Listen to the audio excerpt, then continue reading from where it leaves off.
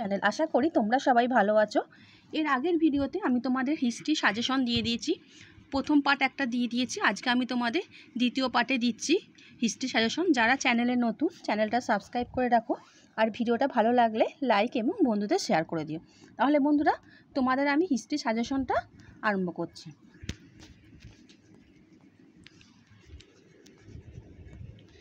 Republic গ্রন্থের লেখক ছিলেন প্লেটো। ক। ভারতে ঋগ বৈদিক যুগের আর্যরা ছিলেন পশু শিকারী। ক। এথেন্সের দেবদেবীদের মধ্যে শ্রেষ্ঠ ছিলেন জিউস। বাবরনামা গ্রন্থটির অপর নাম হবিউসিও। আনসারটা হবে খ।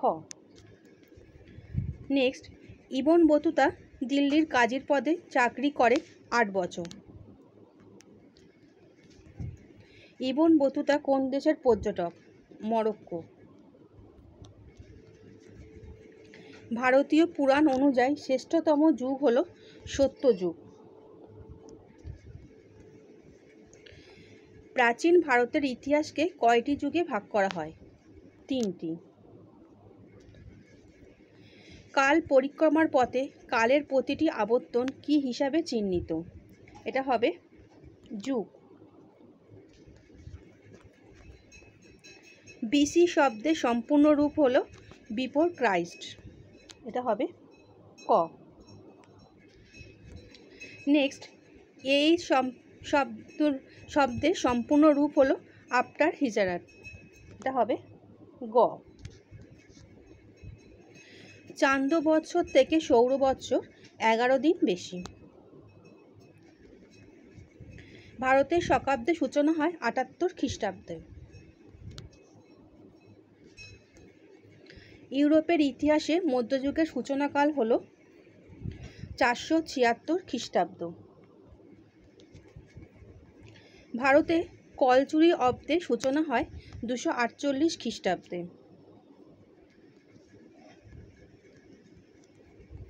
নেক্সট, বিম্বিসারের উপাধি ছিল শ্রেণিক।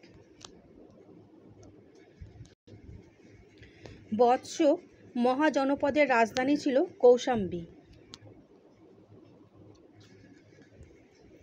অশোক মহাজনপদের রাজধানী ছিল পোটালি বা পোটান।